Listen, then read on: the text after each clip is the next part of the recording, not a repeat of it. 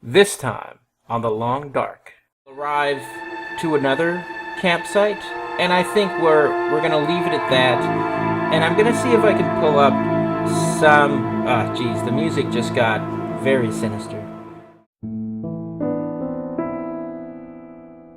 Hello, everybody, and welcome back to the long dark. So we're back. It's been a while.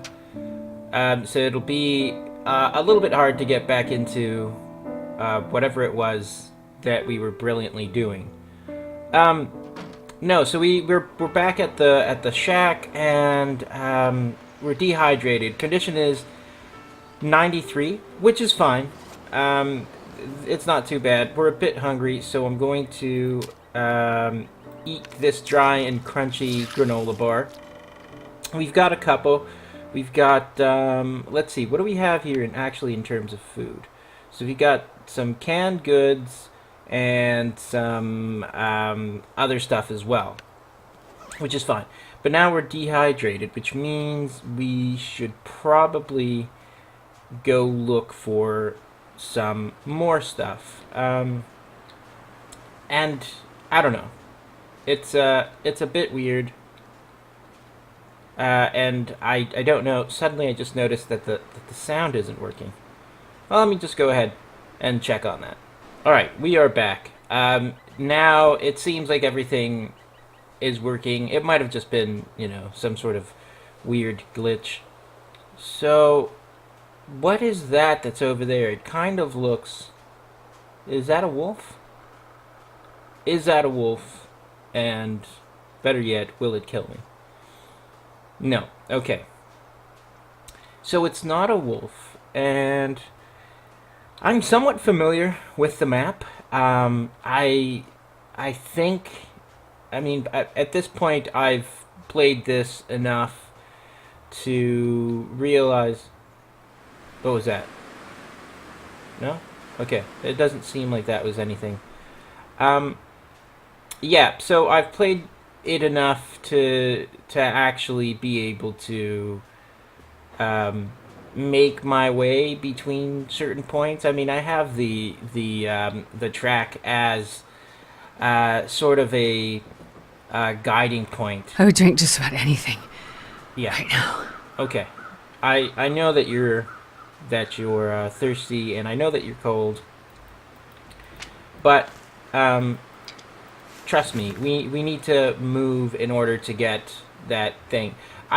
One of the things that sort of like bothers me about this game, and maybe it's something that'll come up in later versions.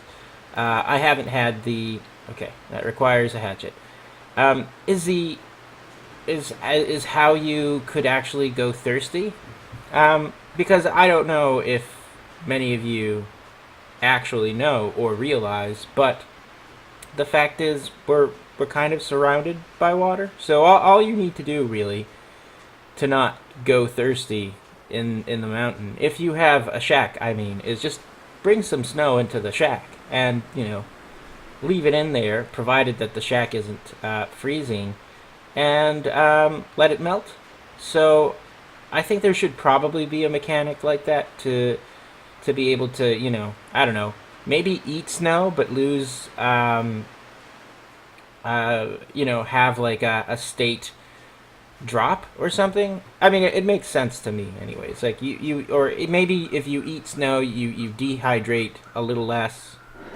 Your dehydration goes down, I mean, and but your cold goes up, because that makes sense. The only reason you wouldn't want to eat snow out in the really, really cold and really, really cold Canadian wilderness is because you would start to freeze, and then you would most likely die. I have no. I thought I could actually get my bearings, but that doesn't look like that's the case. It seems this is the first time I've ever gone up this mountain, and it looks okay. So it looks like we're back over where the train wreck is, and hopefully we won't run into some wolves. It doesn't seem like there's any wolves out here right now. So, I mean, that's good. That means we can go back and essentially just do some search. I know I've already checked this, so there's no items here. Alright, maybe I'll be able to just go around the area and take a look for items that I couldn't get the other time around because I was just too scared to actually care. Okay. Alright, we're gonna go this way. Doesn't seem like there's any wolves to be found, but that doesn't matter. We'll just go ahead. I'll take it. Take that. Take a bit of this and go out just trying to what is this? Okay, no, it's just another branch. So I was actually looking at some of the sort of like tips and guides for this game, and there's really not that much to it right now. I mean, it's still under development, and a lot of the surviving that you do in the game is just sort of out of chance. So, you know, because everything is the locations are the same, but things that you'll find in different locations is kind of like randomized. So, sometimes you might just run across really awesome places, and other times you won't. Okay, the music is getting quite crazy. That's my stomach that's growling. And we're getting closer to the encampment. I think what we're going to try and do is we're going to try and split, and in just a couple of minutes, I think we'll arrive to another campsite, and I think we're going to leave it at that. And I'm going to see if I can pull up some. Geez, the music just got very sinister. I'm going to see if I can pull up some region maps and see if we can actually set up some goals to explore the area. Because, I mean, it is a lot of fun to just go out into a world and not have a map and experience it firsthand and not be sure.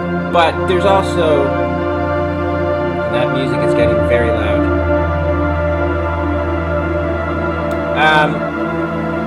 Yeah. Well, let me see if I can actually. Maybe I just forgot. But we're gonna put that a bit down. So sorry. Audio. We'll put that down maybe. Oh wait, no. That I just completely. Oh no! All right, that works. Okay. Yeah. So it makes it. It doesn't make for good exploration or good videos if you're constantly getting lost, and you have no idea what you're doing. So I think, if I'm not mistaken, at the end of the road we'll find some shacks, which should be good enough to carry us over at least until the next night, and hopefully then I'll be able to take a map and sort of maybe try and raid some other areas. At this point, we've been somewhat lucky that we haven't run into wolves or other vicious animals, but it's only temporary. I mean, if we manage to live past tonight, we will probably be lucky if we can, get on the move tomorrow. So yeah, I can see the shacks. So as soon as we get into there, we'll sort of like settle in and we'll call it there. I think it's sort of like the best way to experience this game is to do short bursts, just because a lot of it is just exploration and literally death is around every corner. So it's best, I think, to just experience the beautiful Canadian wilderness in short bursts. It's probably the best way to do it. It's probably the best way to survive as well. If you can move from one location and then to another location and just figure out a way to not make that many mistakes. All right, so we're here, and I'm just gonna quickly. Okay. All right, that's fine. So we are here in this logging campsite, and I think we're gonna try and find some food. We're gonna try and survive. But I think that'll be it for today, at least for this episode. And we'll come back and we'll continue trying to survive in this terrible, horrible, freezing weather. So until then, thanks a lot, everybody. See you later.